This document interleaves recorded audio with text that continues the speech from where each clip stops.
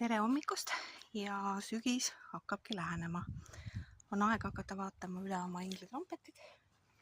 Paljud küll väga aktiivselt õitsevad, aga sellegipoolest võiks hakata nüüd vaikselt mõtlema, kuidas neid sisse ära tuua. See nädal lubatakse nüüd hästi häid soojasid ilmasid, nii et ma soovitan täiesti seda kasutada siis selle jaoks, et taimi vaikselt hakata ette valmistama. Hetkel on nüüd olnud mitu päeva kõvasti vihma. Näha on, et muld on päris märg. Hetkel midagi maha lõigata kindlasti taimel ei tohi, sellepärast et ta lihtsalt ei kasuta seda vett ära, muidu mis siin poti sees varjul on. Peab ootama ära selle, et need soojad ilmad, mis nüüd tulevad, et ta siis kuivaks piisavalt läbi, et sisse tuua ja maha lõigata.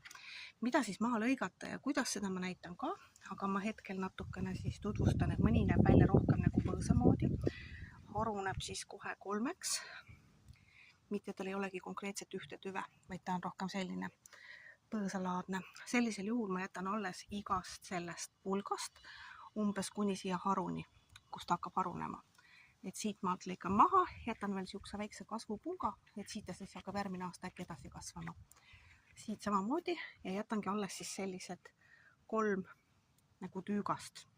Et neid võib olla ka vaja näiteks kevadel uuesti natuke lõigata, sest mõnikord on nii, et see koht, kus te lõikasite, siis see koht natuke kuivab ära otsast ja ta hakkab hoopis seda lehte ajama kuskilt altpoolt. Nii et võib-olla peab seda natuke veel lõikama. Teine on enam-vähem samasugune. Roosaõieline.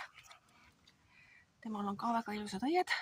Tema saabki kindlasti nautida veel see nädal oma õitsemist. Ma vaatasin, et isegi üks mesilane tundis siin asja vastu huvi. Esimest korda näen, et mõni mesilane tõesti siia sisse poeb. Nii. Et tuleb välja, et ikkagi mesilastele nad ka meeldivad. Või on siis lihtsalt kõik muud õitsejad hoovis otsa saanud.